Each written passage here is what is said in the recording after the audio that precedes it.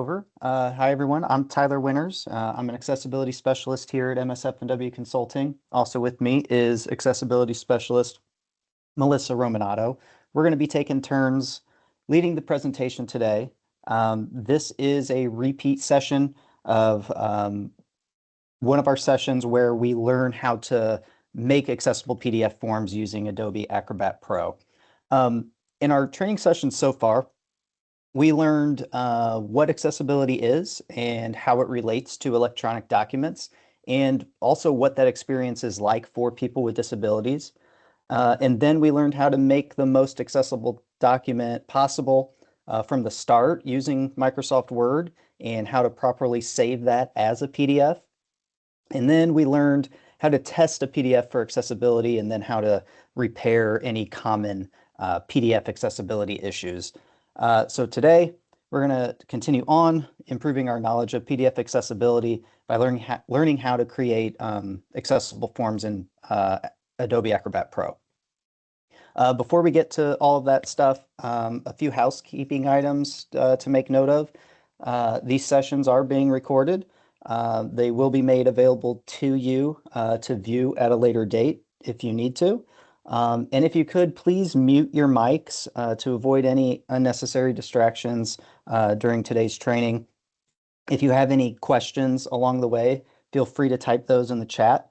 We're going to monitor those, and we'll answer those as soon as we can get to them. For you guys, office hours have been held every Wednesday at 9 a.m. Those are still ongoing. We encourage you to come to those. If you have any accessibility questions, maybe you're working on some documents, maybe you have some questions about the training, anything accessibility related, we encourage you to come to those, ask questions, and we will answer them, work through any issues that you may be experiencing. Okay, so before we get into talking about how to make your PDF forms accessible, let's first talk about form creation and discuss what the best practices are for designing forms. So when it comes to designing forms in Adobe Acrobat Pro, keeping it simple really is the key thing here. The more form fields a form has, the less likely people are to actually complete it. And that's why it's so important to remove anything that isn't absolutely necessary. If you don't really need the information, or if it can be gathered somewhere else, then just leave it out. A good rule of thumb is if a field is marked optional, you want to ask yourself, do I really even need this field at all? Another thing to keep in mind, visually group related fields and labels together. You want to do this so users don't have to hunt all over the page to find what they need. You want to think about organizing fields into sections and using clear headings and labels like personal information or billing details. And also make sure to add some white space between sections where you can. It just makes things easier to scan, which can help users, move through the form more smoothly. It allows the content to breathe a little bit. And when it comes to layout, a single column is almost always the best choice. While multiple columns might seem, more visually or aesthetically pleasing, compact, they actually slow users down and can increase the likelihood of a user making some errors. A single column layout just creates a natural top to bottom reading flow, and that just makes it easier for all users to move through the form more efficiently. We also need to remember that, at the end of the day, the goal is to make the form as easy as possible to complete.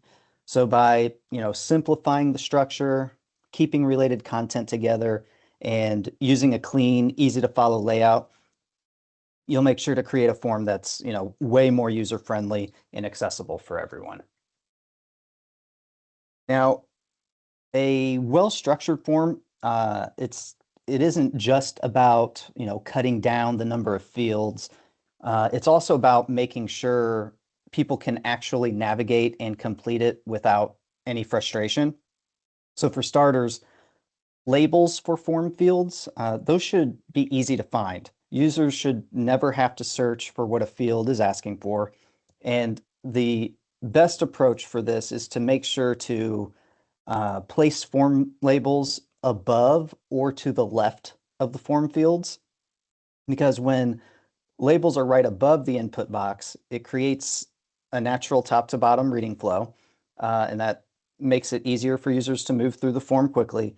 Uh, Left align labels also work well, especially for wider forms.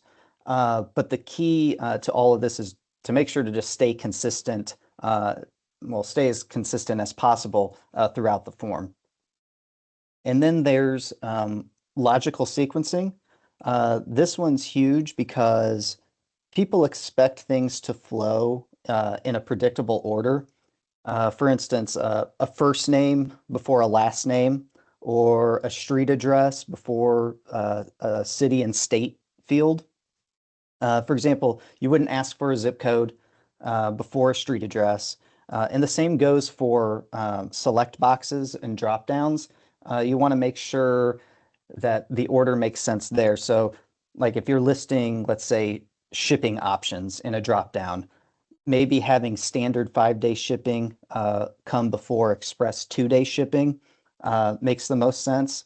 Uh, just because when things appear in the order, people expect, they don't have to, stop and think about what's next, which makes filling out the form much smoother and avoids those frustrations that we're trying to avoid. Also, you want to make sure that checkboxes and radio button groups are arranged vertically when you can. When options are stacked in a column, it's easier to digest or process them one by one. But when they're, lined up horizontally, it can become easier to miss or overlook an option, or sometimes, depending on the spacing of those checkboxes or radio buttons, uh, you could accidentally select the wrong option. So a vertical layout is always going to be the best choice because it just keeps things clear. It keeps it structured. It's easier to navigate and just improves the usability for everyone. All right, continuing on here. Another thing to note is never split numbers into multiple fields. So things like phone numbers, ID numbers, like social security numbers, anything like that should go into a single input field. Um, it's pretty common to see a social security number field broken up into 3 separate fields where, you'll have a box for the first 3 numbers, a box for the next 2, and then a box for the final 4 numbers. It's better to just have one form field in this example instead of 3 separate ones. Um, if you think about how people type, most users, they'll look down at their keyboard while they're entering numbers. So if a user has to stop and switch fields, it just kind of interrupts their flow and it increases the chances of making mistakes, which is what we want to avoid. But it's even worse for people using assistive technologies since those extra fields mean extra navigation steps and stops. Keeping it in so keeping it in one field just makes things that much easier. Also, field sizes should match the type and length of the expected input. So if a form field is too short, it can cut off what the user is typing. If the form field is too long, then the length just kind of feels unnecessary. So a well-sized field just gives users a visual cue about how much text they should enter into that field. So for example, a zip code field should be short, right? While an address field should be longer. We don't know how long the street name of that address is going to be, so that should be a longer field. So by keeping field sizes, proportional to their expected input, makes things visually clear and it helps users avoid any potential errors or mistakes. Now, what about optional fields? If a field isn't required, you want to make it obvious by adding, optional, the word optional, that text to the label. That way users don't waste time wondering if they need to fill it out. And like I mentioned before, when it comes to optional fields, you do have to ask yourself, do I even need this field at all? If it's not important, we suggest removing it completely because that can make the form easier to complete for everyone. Everybody gets it done a little bit faster, that sort of thing. Also, formatting requirements should always be clearly explained up front. If an input needs to follow a specific format, such as, a date requiring formatting of a 2-digit month, 2-digit day, and 4-digit year, or a phone number that must include or exclude dashes, you want to make sure to tell the users up front. You don't want to make them guess. So putting instructions directly in the label helps, or near the field. That can just prevent a ton of errors and frustration for all users. And then finally, in some cases, you may have forms that have reset and clear buttons. Ideally, you want to avoid using reset and clear buttons. Although they sound helpful in theory and in intention, in reality, though, these buttons actually create a higher risk of accidental deletion. And then there's very little benefit to using them anyway. So if the user needs to clear a field or delete something, they can just simply delete the text themselves manually by using, the delete button or the backspace button. But a full reset button, especially near a submit button, can really be disastrous, causing users to lose, all their progress in an instant and in a single click. So unless there's an extremely good reason to include one, it's really best to just leave reset and clear buttons out altogether. So to sum all of this form design best practices up, good form design is really all about removing any obstacles and making it easy for users to move through a form without confusion or frustration. You want to make sure that labels are clear. You want to make sure that field sizes match their expectations. And formatting rules and flow should be obvious and intuitive. And then really, just by keeping things simple, cutting out any unnecessary fields, and avoiding those risky design choices like clear and reset buttons, we're making sure that our forms are both accessible and user-friendly for really everyone, not just people with assistive technologies, but everybody filling out the form. So at this time, I'm going to hand it over to Melissa, and she's going to dive a little deeper into creating PDF forms. Thanks, Tyler. So now we're going to get into the meat of what you actually do in Acrobat to get your form fields added and to meet all the requirements for accessibility that are related to fillable forms. So we have two main rules that the accessibility checker is going to check for when it comes to forms. The first is called the tagged form fields rule. And this is checking to make sure that each field is tagged. It's in the tags tree. Because remember, if it's not in the tags tree, then it's not conveyed to assistive technology.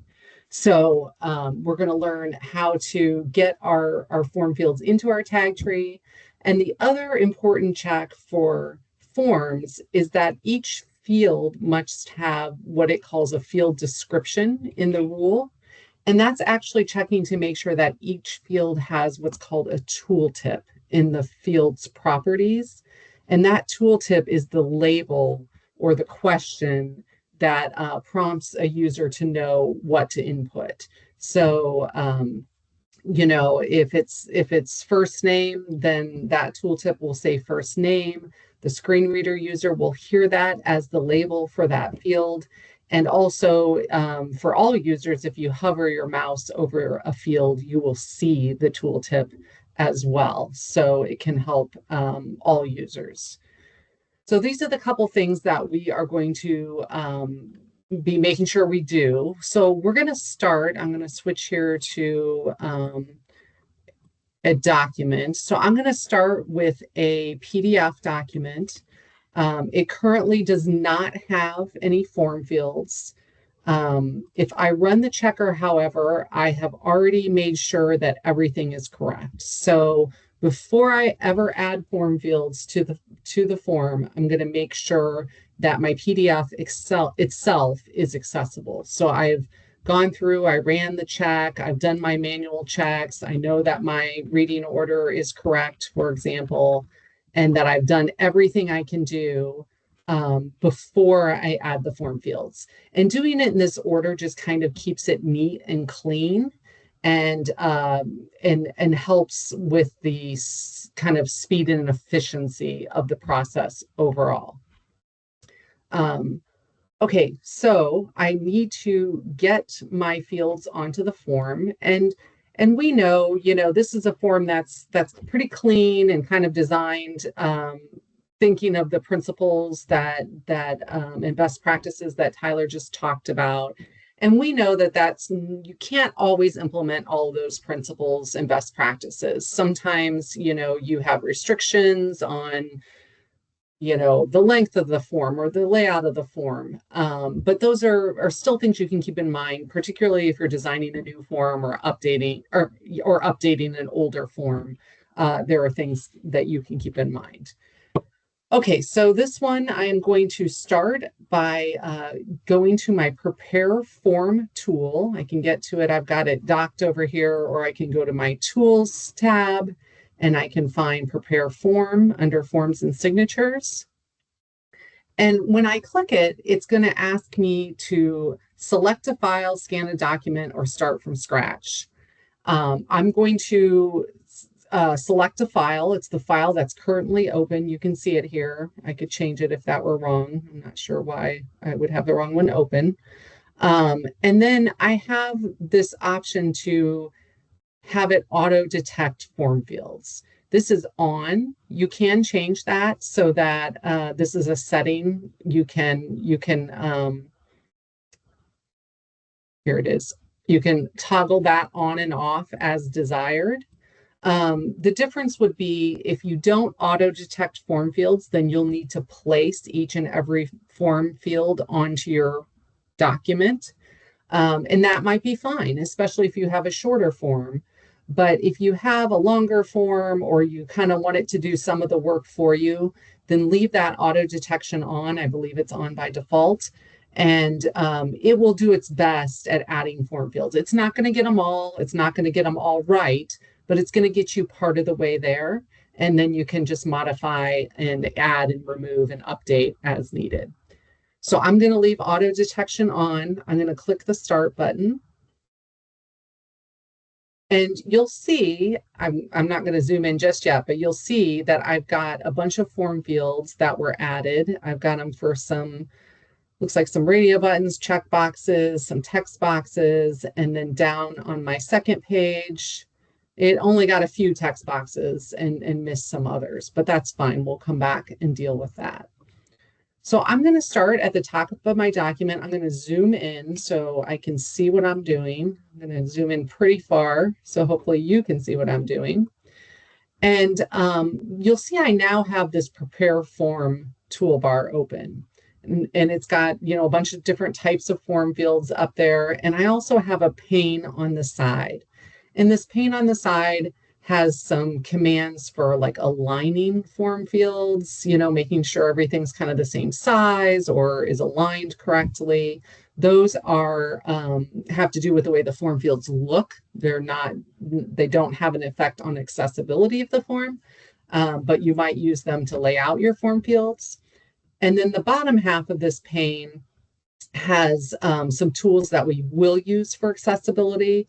It shows a list of the fields on each page, and by default, it's sorted by tab order. And so similar to the tags tree, this pane, this fields pane over here, shows us the tab order of our form fields page by page. So this is something we will work within.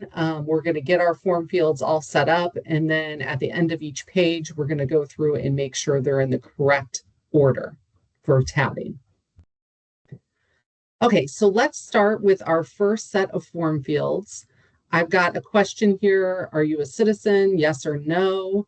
And if I open, and you can either double click or right click and choose properties, and you will see that I've got some, on the general tab here, I've got a couple important fields that I need to fill out. So the first one is the name. This is the programmatic name for the field. It is not revealed to the user. They're not going to see or hear the name. It's a behind the scenes name for the field itself. And then we have the tooltip field, which is the user-friendly, going to be heard by assistive technology, going to be seen on hover text. So the tooltip is what Acrobat calls the field description and what it's checking for when you run the accessibility checker. So this is correct. I do want these to be radio buttons. It sensed that they should be radio buttons. I use radio buttons because I want the user to be able to choose only one. So out of all the options, they can choose one. Later on, I've got some checkboxes, and in that case, a person can check multiple checkboxes. So you need to make sure you use the right form field type for what you're trying to accomplish. In this case, my only choices are yes or no. There's no third option. So I am going to first give this a programmatic name. And I could leave it with the text there, but the name and tooltip are connected. So if for some reason in another part of the form, say this were a 10-page form instead of a 2-page form, I had a similar question or a question that has the same words, maybe, you know, it's about you and maybe something about your dependents or something like that. I want to make sure that each name is unique in the document. Each field name must be unique. Otherwise, they're connected and become a group of form fields. So I'm going to give this a generic programmatic name. I'm going to use P1F1. And I'm using that just as a little shorthand of my own that says this is page 1, field 1. And part of the reason that I'm doing that is because, oops, sorry, I clicked out of it. P1F1. Part of the reason I'm doing that is you'll notice in this right-hand pane, as I rename them, you can see they're listed by name over here. And again, this pane is where I'm going to set the tab order of the document. So if you have a document with a lot of form fields, it can be difficult to keep them straight by their names. If they're longer, especially, I can scroll to the right, but I can't actually change the width of this panel. I can't make it any larger. So when I have a lot of form fields, I like to name them this way so that I can easily see what's what and put it in the correct order for the tab order pane. All right, so I've got my name. And now I've got the tooltip. The tooltip is the actual question itself, and it's coming across automatically in my auto tagging. Are you a citizen of the United States? I'm going to add my question mark there because that didn't come over. And then because this is a radio button, I'm going to go to the options tab, and I'm going to make sure that my radio button choice text matches the individual fields label. So in this case, the "Are you a citizen of the United States" is the group label, right? It's a label that's shared by both yes and no. And here in the radio button choice is my individual label, yes. There are a lot of other things on these properties windows. You know, you can change the look of a form field. You can make it required or read only. You can change the appearance, the border, the font size of what people type into there.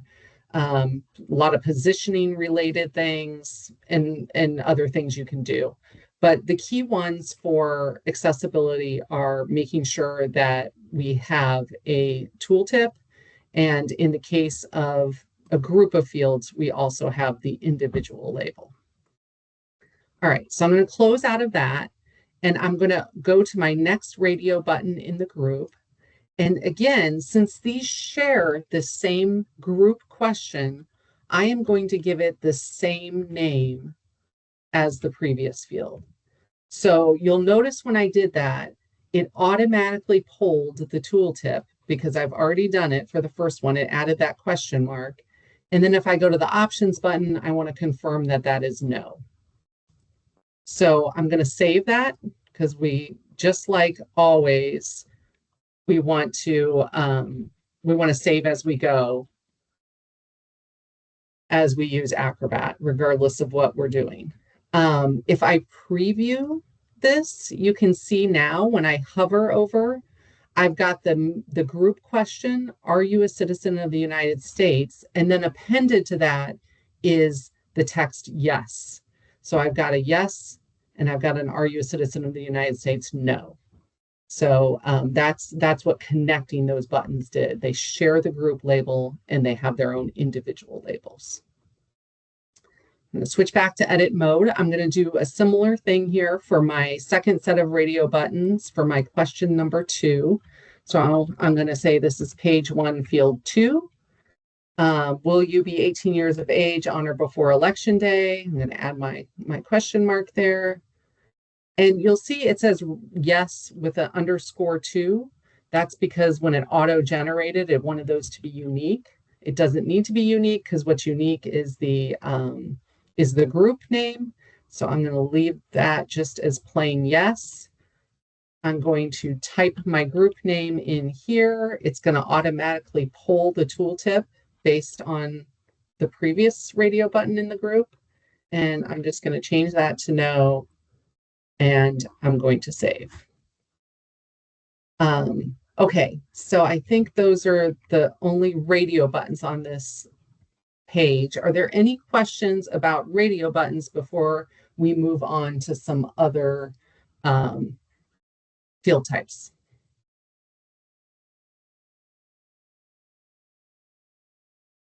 Okay. All right, let's move down the form, and I've got a section here for ID numbers, and I've got several check boxes, and then I've got one text box that came over, and then I've got space where a couple other text boxes should be. So I've got a little bit of work to do to first set up the fields that are already there, but also add some new ones that didn't get pulled over when they auto created the form fields. So let's start with our first checkbox. And this one is basically just a standalone checkbox. It's possible you might have multiples of these, right? You might be able to enter your driver's license and your social security or whatever. So these are not a group in the same sense that our radio buttons were. And you'll see this is actually a checkbox instead. And so I'm going to give it a name. I'm going to use my same system here of ordering. This is going to be page 1, field 3. And then I am going to make sure that I have the label text, and it came across with the Iowa driver's license, but didn't get the number, which is kind of important, right? That I know I have one of those. Or actually, no, I'm sorry. I'm on the checkbox. So I'm going to check to say, yes, this is my Iowa driver's license. So I'm going to leave that alone, actually. I don't have to do anything on the options.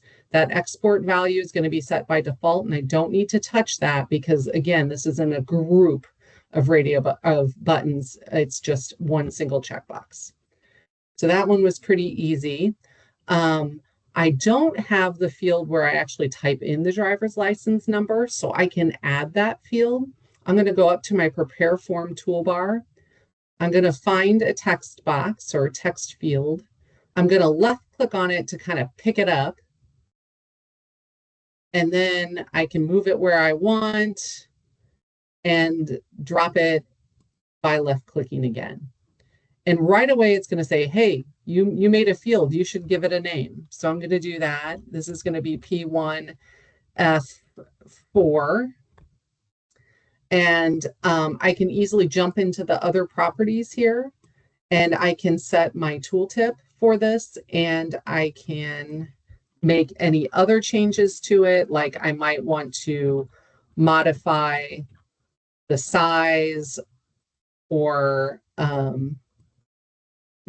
something else as far as, fonts or something like that I might want to change. I can just drag for size. I can make it shorter, make it wider, put it exactly where you want. Okay, so I got that one in, and now I'm down to my next checkbox here. This is the Iowa non-operator ID. That looks correct. I'm going to still update the names to keep with my system here. And I think I'm on 5. I'm on 5, field 5.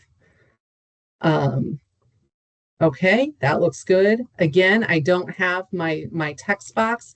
I'm going to actually copy and paste this time and starting from the top instead of starting from the top. So that's something that's an option as well. I'm just going to click on it to highlight it. I'm going to copy it, paste it. I can drag it wherever I want. What I do need to do is update it because again, this has the same name as the previous one because I copied it. So I got to give it its own unique name. And then I can update the tooltip as well. This one is for non-operator ID number. Okay. Moving down, I've got my next one here. This is going to be field 7. Last 4 digits of social security number. That looks good. I can leave that alone.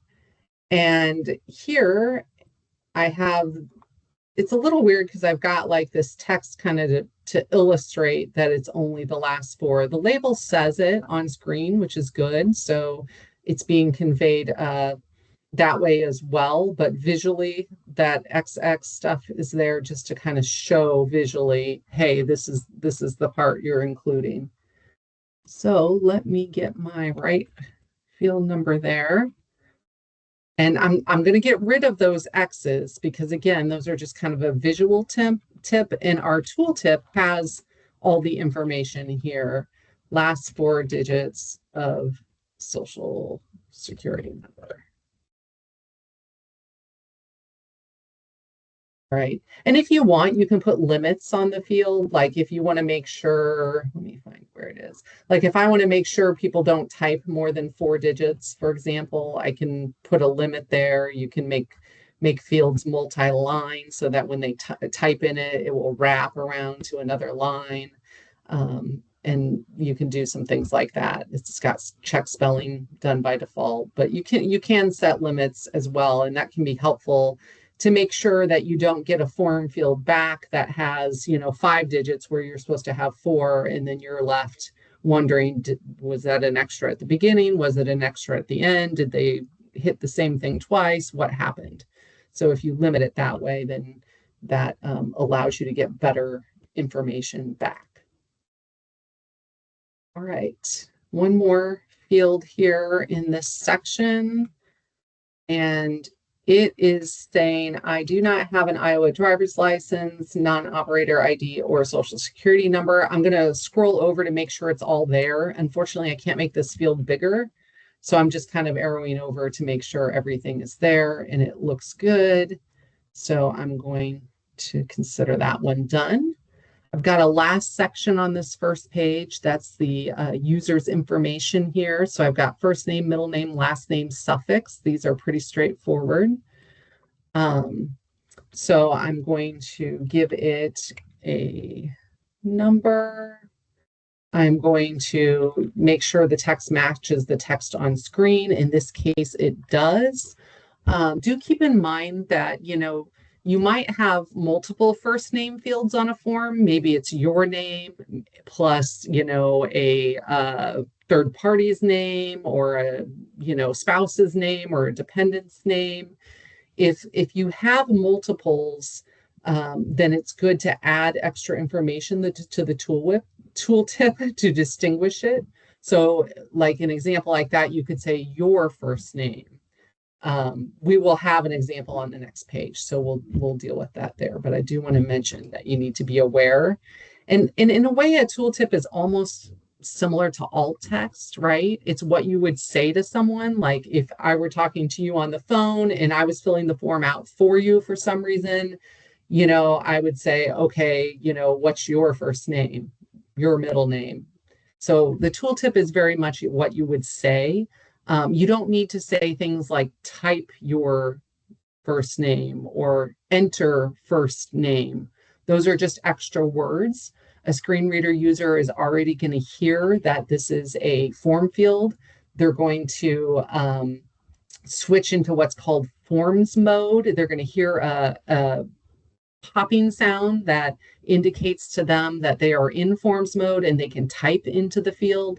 So a screen reader user already knows that that this is a text box and how they can interact with it. Same thing with a checkbox at a radio button. They're informed of that by the assistive technology. So you don't have to do anything extra to let someone know, hey, this is a text field. All right, so I'm going to keep going. I got P1, F10, middle name. These should be pretty straightforward. Last name, and finally suffix.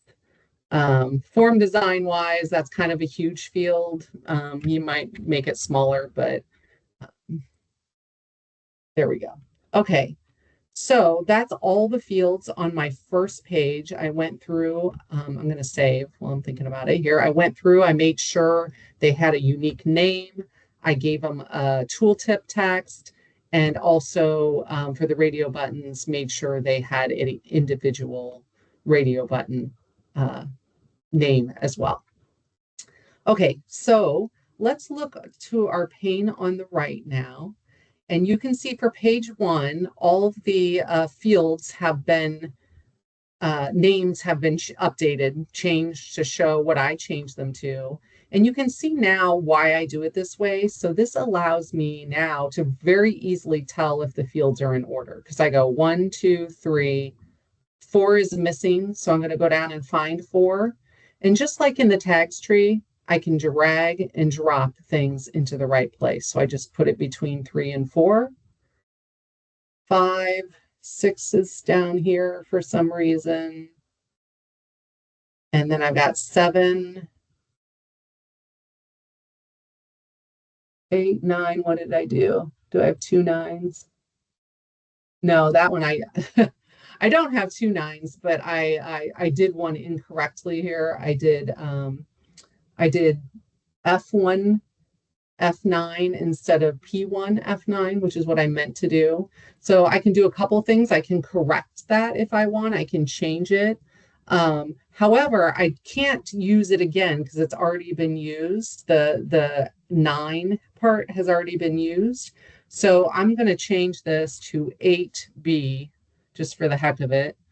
And that way it's still in the right place in the order and I've corrected it. I could go through and renumber them all. I can, if I prefer, I can change this one to 13. I can change that one to 12, 11, 10, and then make that one a 9 if I don't want to do that. So you'll kind of figure out your system and what you like to do. Again, if you only have a handful of fields, it's probably not a big deal to leave their names a little, I'm going to say like uglier, wordier. But if you have a lot of fields, I've done forms, remediated forms where there, are 60 or 80 or even 100 or more fields on a page. And in that case, using a system like this makes it so much easier to put those into order. All right, so you'll notice I can update the names right here too. So this is similar to the tags tree in a way. I can update it there. I can go to the properties from there just like I can go to the properties over here in the physical view too. I've got a couple different ways to get to everything. All right, so I arrow down. I'm even going to open those up, and I'm looking in the physical view right now just to make sure that everything is correct. Yes, no, 3, 4, 5. Yep. Make sure it goes in the right order. Once you're done with that, I save it, and then I'm going to move on to page 2. All right, so page 2, I have a couple sections here, one for your residential address and one for a mailing address if needed. And I only got a few fields that came along, so I'm going to add some more fields. In this case, I'm going to do some copying and pasting to save myself some time. I'm actually copying and pasting 2 fields in this case so that I can just drop them right in however I want. You can size them and get them exactly how you want, but I'm going to copy them one more time. And that's going to give me actually all the fields I need for this top section to get them in there quickly. Or not. I'm not sure what I did. Do I have 2? I've got one sitting on top of the other one. That's what I did. Okay. And then I'm missing a couple down here. So I'm going to go ahead and copy those and just get them all in place. And then I can go through and set the tooltips and names after that. All right. I do want to note there are some other kinds of fields on this toolbar that you may or may not end up using. Kind of the big 3, I would say, are the text field, the checkbox, and the radio button. You might use a drop-down list, whether it's one where you have to drop down to see, or it's like an open list where you can see all the choices at once. Tyler mentioned a little bit buttons, like if you want a print button, we want to avoid reset or clear buttons. Date fields, you might enter a date field, and that works the same as a text box as far as the properties that we need to be aware of. Do keep in mind, though, that you don't want to use a date field for a birth date, for example. I'll show you real quick why that is. I'm going to ignore the properties there for a minute. But if I'm a user and I've got a date field where I can drop down, that makes it really easy to pick today's date or even, a date a month in the past. But if I have to enter a birth date, then, I'm going to be at some point, I think it starts jumping quicker, or maybe I can, whoops, that didn't work. It's a lot of work, right, to go back that far. There we go. I knew there was a way. I can kind of go year by year, but it can get pretty tedious to go back. So the good benefit for the good thing about these kinds of fields for screen reader users is that they don't actually have to use this drop down, because anybody can still just type in the field if they want. So you don't have to, I could just type today's date in 2. I don't actually have to use the drop down. So that's what makes it accessible for assistive technology users. They can use it the way they want. They don't have to use the drop down. But anyway, date is another field type. And then signature fields are probably the other ones that you sometimes use. These are the ones that have to be digitally signed. Again, the process for you is the same. You'll just make sure it's got a unique name, add a tooltip, and then the signature stuff is handled through Acrobat for the electronic signatures. All right, let's get back to our address fields. So we have a street address here, and again, this is residential versus mailing. So on my new page, I'm going to start with my P2F1 just to keep those fields straight. And I'm going to make sure that it matches the information on the screen, street address, And I definitely want to include this parenthetical too, right? I need to say, okay, include apartment, lot, etc.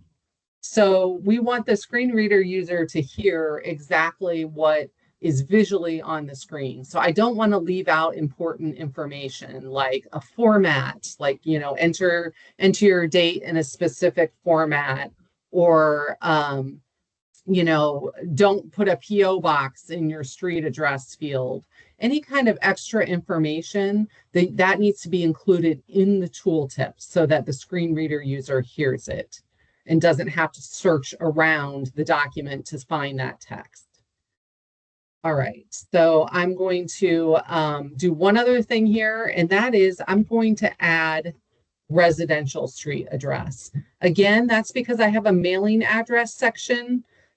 The some of the labels are a little different, like street address versus address PO box, but I want to be clear and explicit. I don't want someone to get down to the mailing address and realize, oh no, I put my mailing address up here. I want it to be as clear as possible. So I'm going to add residential to the beginning of my tooltip. I'm going to do a similar thing here for my city. I'm going to change it to residential address city, just to give it that extra distinction between that and the mailing address.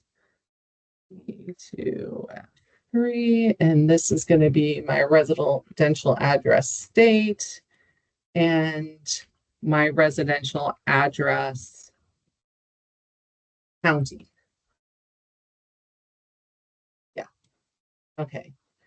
And finally, I have another question here that if homeless or if you do not have an established residence, describe where you reside. Okay, so that's a good one. That's one where, maybe you might have some extra settings, on here to make it multi-line if, you expect they might type a lot, and, maybe you'd have that one be taller as well. Those are all options for the form field itself. I'm going to move down here, get back over to my name, field 6. And this time, oh, you can see this is actually a really good example. I made a mistake. I typed P1F6, and you'll notice right away it pulled in IA non-operator ID number. And that is because that name is already being used in this document. And that tooltip that it pulled in is associated with that name. And that lets me know right away, uh-oh, I've done something wrong. So I'm going to change that. I made an error. I'm going to change it to a 2, and then I can correct it. So it kind of gives you a, if you notice something pulls in that shouldn't be there, that means you might have fudged your field name. And I'm going to do the same thing here for city, P2F7. Oh, and I think I forgot to do this on the previous one. Mailing address, city. And let's see here. It has address, but I'm going to add mailing there just to, again, make it as clear as possible. We want to get good data back. We want people to fill it out with the right information and not make errors. And we can control, a lot of that by making sure that our tooltips and labels are good, as well as our form design overall, that we can get good info back. Okay, I think that is it. Let me save. And now I need to go over again to my tab order here, and I've got some changes that need to be made. These are all out of order, probably because I did a lot of copying and pasting. Even though I changed them, they kind of get in the order that you added them or copied and pasted them. So just need to real quickly get everything in the right place. It looks right. I'm going to zoom out. I'm going to arrow through and make sure all looks good. And I'm going to save. All right. The other thing I can do while I'm here is I can preview my document, and kind of like I was doing with the radio buttons before, I can hover. I can make sure that my tooltips all look good. It's another chance to make sure you don't have any typos in those tooltips, um, that everything looks okay. So good idea to hover here. You might also say, oh, I want to make these a little shorter, or, you might notice some alignment issues or something like that that you want to correct in this preview mode. But right now, I'm just making sure I got all my tooltips correct. They look good, so I'm going to close out of that. And now I've actually closed out of prepare form mode, and I'm back in kind of what we're going to call regular Acrobat, right? And I'm going to run my accessibility checker. So I'm going to run the checker, and I've got my two usual self checks. So that's fine. We'll come back to those. I've got a tagged annotation failed error. I have a tab order failed error. And in the forms section, I have a tagged form fields failed. So this tagged annotations and tagged form fields error are actually connected. So I think we've mentioned a couple times before that one of the things that Acrobat uses kind of this different language for annotations is for links, and it's also for form fields. So that tagged annotations error is related to this tagged form fields error. And once we get all of our form fields tagged, both errors will go away. They're kind of dependent on one another and related. So don't worry too much about that one. We're going to deal with this, and then that should go away as well. So in my tags tree, I've got my regular stuff, but I'm missing the form fields. So I should have opened this to see. So I've got 18 form fields that are not tagged. They're not part of the tag tree. So I need to get those into the tag tree. And there are a few different ways to get form fields into the tag tree. And I'm going to show you a couple of them. And I'm going to show you the one that I use because I find it to be easiest and most reliable. So one thing you can do is you can use the reading order tool, and you can use it to draw a box around a form field and mark it as a form field, just like we do with a paragraph or something like that. I'm going to do that. I'm actually going to do this. I guess I'll do a radio button. This is the reason I don't like this one. This is a pretty simple form, right? It's not crammed together.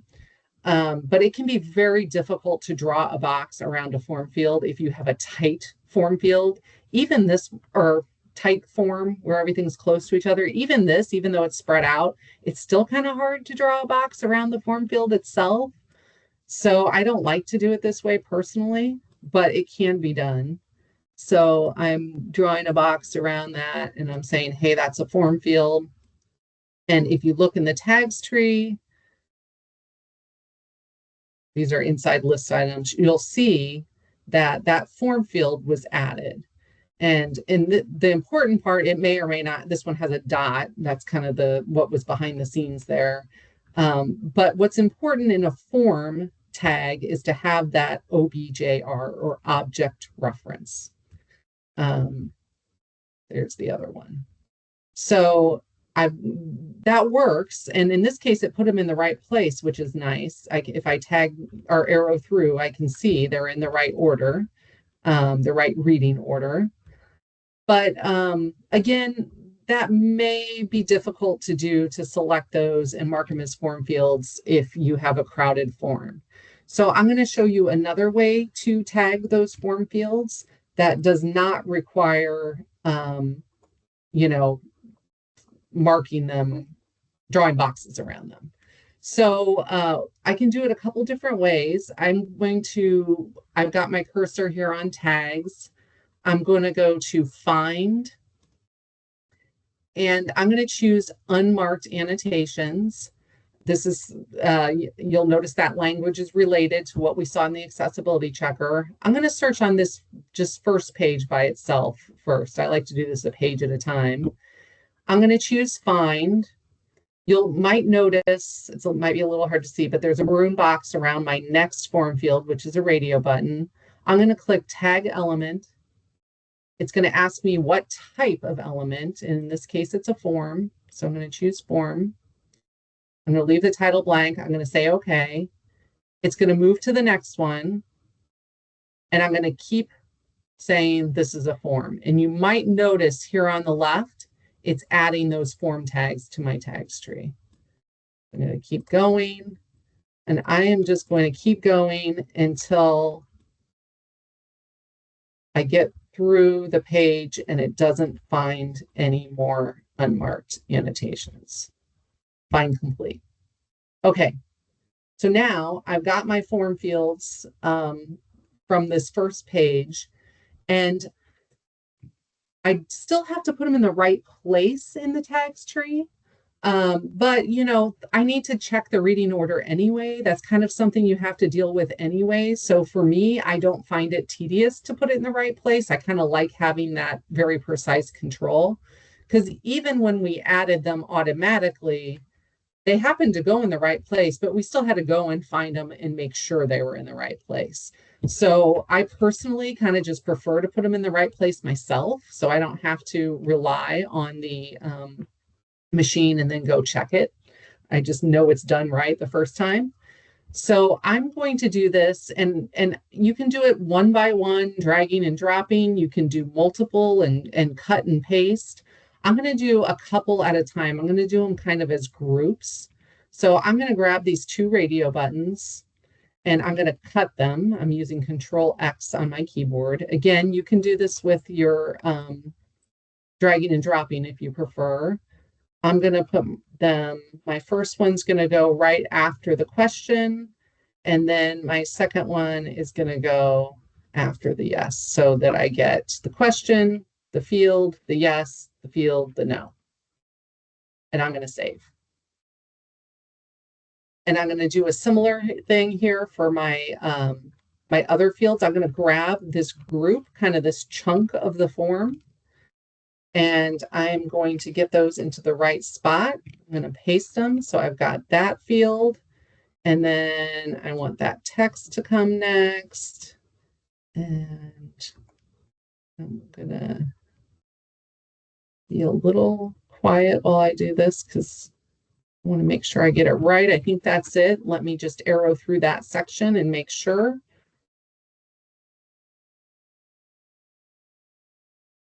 Okay, that looks good. And then I've got the ones in this your name section that are left. So let me grab those. I'm going to find that section. And again, there are lots of different ways to do it. One's not right or wrong. You kind of find what works for you.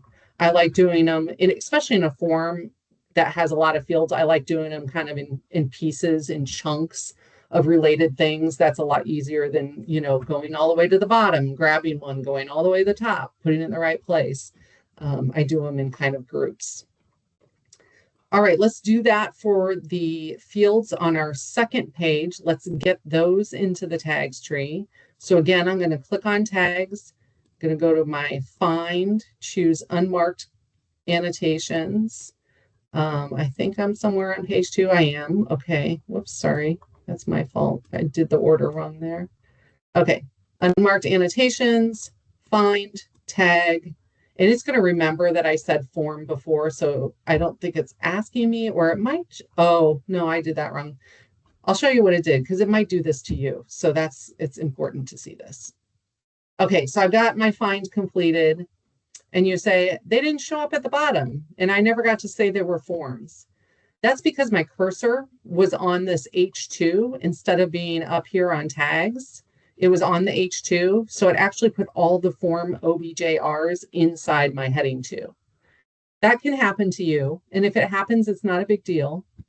All I need to do is I need to still create those form tags. So I'm going to choose new tag, and I'm going to say a form tag, and I'm going to make a bunch of them.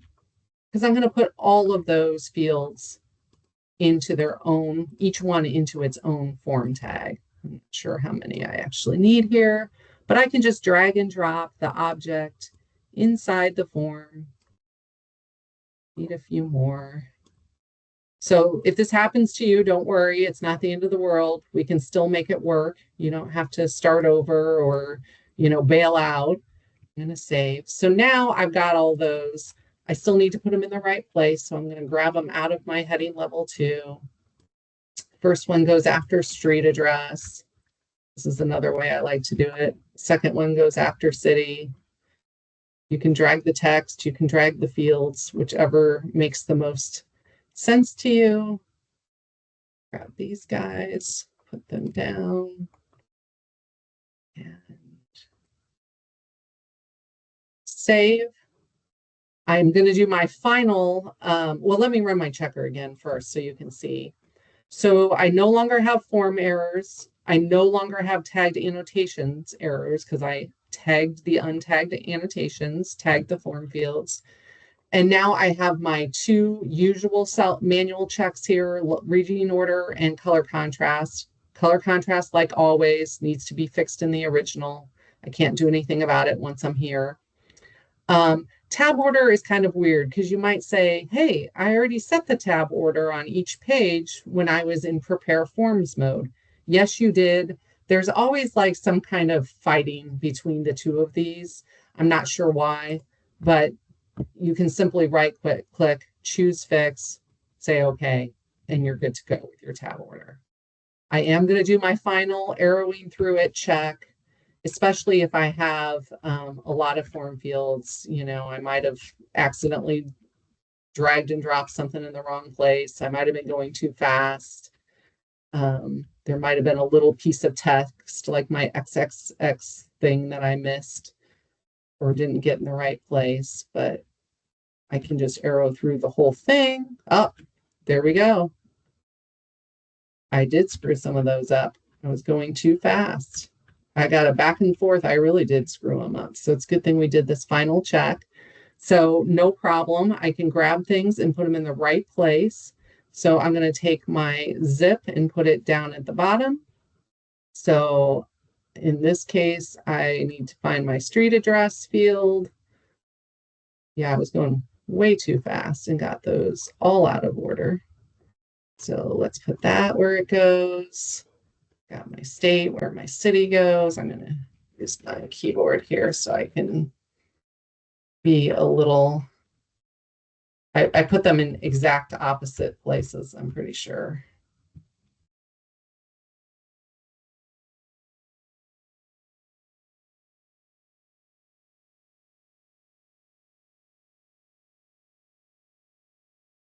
No, I don't remember which one I got here. Here we go. Let me.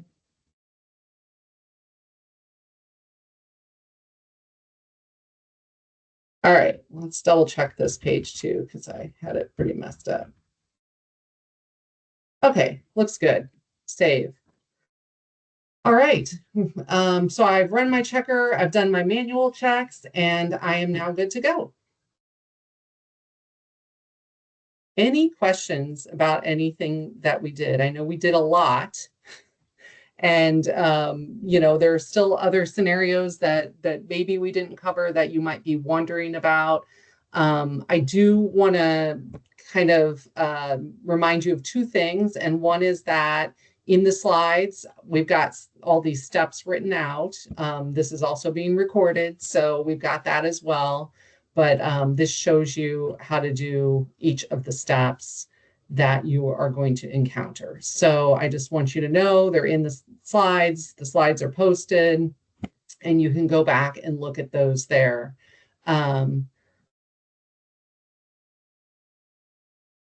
So again, the key things for adding form fields to your PDF document are: 1 is to design your form with the best practices in mind, make it as clear and simple and easy for users to fill out. Start with an accessible PDF document. Once you've remediated your document, just like you remediate any other document, You can then add the form fields, make sure each has a unique name, make sure each has a tooltip, make sure the tab order of those fields are correct. And then you need to actually bring those form fields into the tags tree to make sure that they're conveyed to assistive technology and make sure they're in the right order, in the right place in the tags tree. So it's kind of a multi-step process. The order is important. I could, if I found out, maybe I made a typo in one of these, I can jump in now and I can, change something, you know, maybe I had that as 19 and I gotta change it to 18. I'm gonna do the opposite just for the heck of it. I can go in and make changes if I need to. I will want to double check here and make sure that nothing changed with my order here. And then I will want to rerun my checker and make sure I didn't introduce any new errors. If I just change a tooltip, you're not likely to introduce problems, but maybe you add a new field or you delete a field. Then again, you're going to need to go through and run your checks again just to make sure that nothing inadvertent happened. If I can find it, I'll go fix it here. Yeah.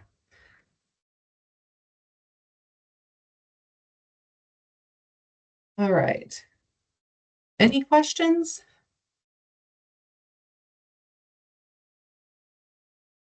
I have a question. Sure, Anne. Anne, in HHS. So this is a little bit of an off-topic thing, but I'm just curious. So if someone is using a screen reader, like as an Mhm. employee, Yep. and they're working on a document like this, how does it sound to them as they're making a document accessible? I noticed that, like with reading order, it relies a lot on the pink boxes. hmm Do it communicates that somehow, like what's selected to someone that's using a screen reader to make a document accessible, right? No. So someone who's doing the actual remediation? Yes.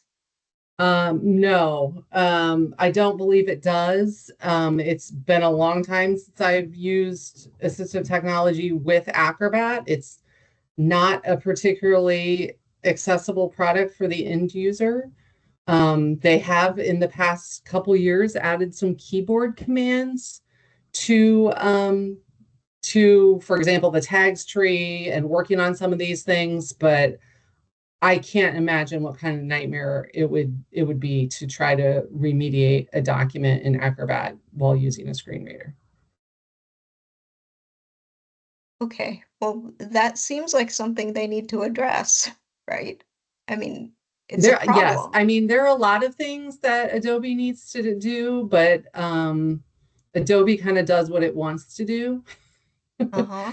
And is yeah, I mean it's better than some things but not as good as other things. I don't even know quite how to explain it. It's kind of like people always say, oh well, Google made it, it's probably accessible, right? No, that doesn't mean it's accessible for someone to Uh-huh. use. And I think there are trade-offs. I think there are some things, and maybe not so much with Acrobat, but maybe with some of the other Adobe products, InDesign, for example, where some things that you're doing are just visual. And, there might not be a way to convey all of those things or to allow a user to do all of those things. I think in Acrobat, there will be some things that are easier to do than others. But reading order, I think, would be one of the more difficult ones. Okay. Thank you. Yeah. Do you have staff who are blind who are trying to remediate documents in Not your that I know agency? of. I know we have Okay, staff who are using screen readers. We but do not to have a remediate. requirement. Yeah, soon we'll have a need to make our documents accessible, like a requirement. So yeah, I'm sure we'll have to cross that bridge at some point. Yeah, yeah.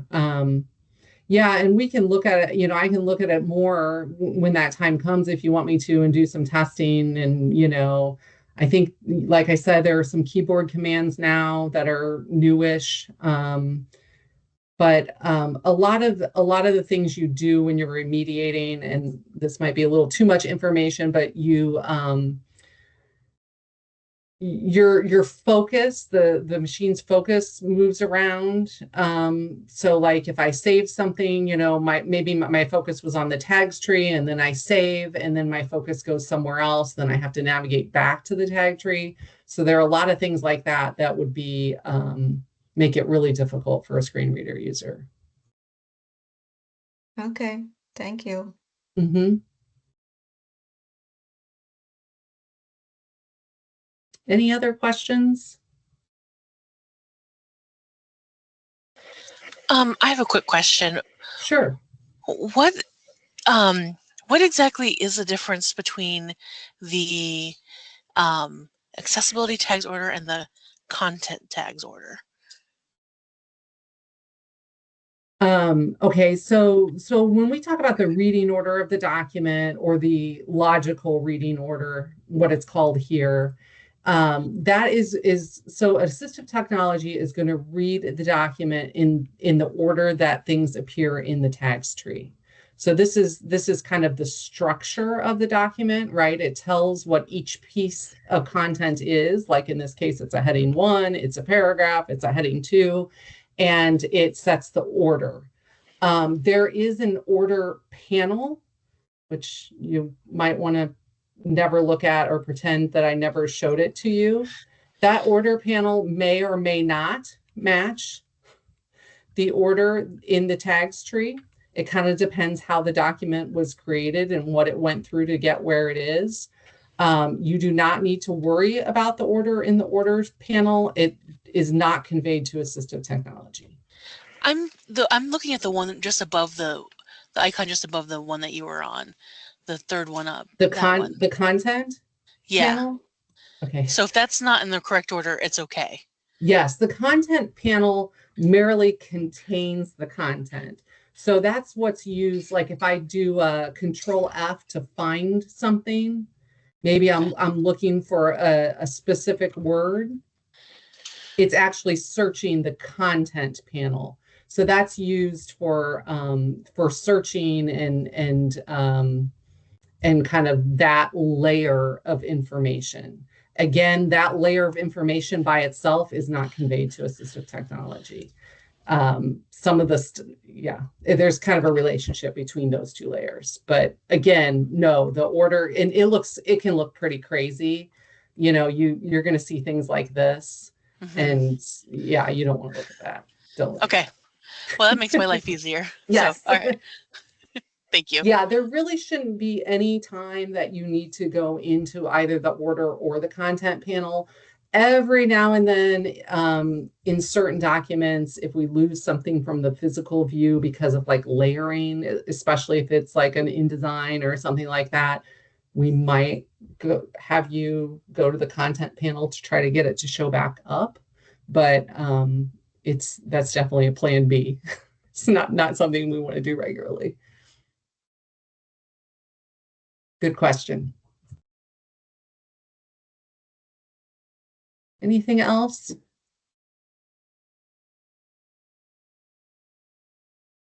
Right. I think we'll be giving you a little bit of your day back here. I do want to remind you, as Tyler mentioned already, we still have office hours ongoing. Our next ones are coming up on Wednesday the 30th. Those are always at 9 a.m. on Wednesdays. So you can bring issues, problems, things you're working on.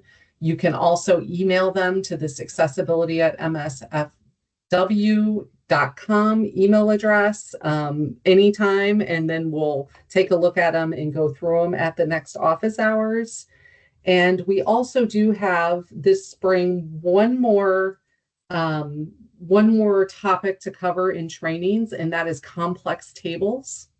So those are tables that have cells that merge across multiple rows and or columns. We'll be doing our first tables training session on May 6th, and then we will repeat on May 29th. Office hours are ongoing every Wednesday at 9 throughout that period and on through the summer. So we hope to see you soon at office hours or our next training. Oh, Anne, sorry, go ahead. Yeah, Melissa, I wanted to ask the group if I think something that would be helpful for me anyway is to have like a time, maybe in addition to office hours, or maybe it can be a more informal thing with folks, but a time where we can come together and actually work on documents. So it's not like with office hours of bringing a document that's been a problem and figuring out what's wrong with it, but coming with a document and working on it together with someone else maybe that has also been to these trainings. Like, Yeah, it's one thing to go through the PowerPoint and to know what I'm supposed to do and not do, but then it's yes. something else to apply it in practice to a specific document in real time. Does that make Yeah, sense? and I think that is a fabulous idea. It's almost like having a study group or a right a session where you guys can help one another. And I think that, that definitely is great. I think I know I've mentioned many times that, Tyler and I work together on documents. I get stuck on something, he looks at it, we look at it together, vice versa. Yeah, this is this isn't meant to be like a test, an individual thing. We want to rely on one another and help one another and learn together. So I think that's a great idea. And I don't know, Anne, if you want to put your email address or something in the chat, and if anyone is interested in doing something like that, then maybe they can reach out to you, Anne, and that would be a starting point. Sure. There we go. So we got Anne in the chat there, ann.crotty@hhs.iowa.gov. I think that's a great idea. And yeah, and that could be something, that could kind of almost work in tandem with office hours too, work on things together, and you might hit some roadblocks even together, and then, can bring them to the next office hours too. So those could kind of be work together in some ways too. So I think that's a great idea. And I know, Lisa Albers at Education has met with some of you guys outside to work on some specific things. I think it was templates or something like that. So, I think that kind of working together is only going to help everyone. So great idea.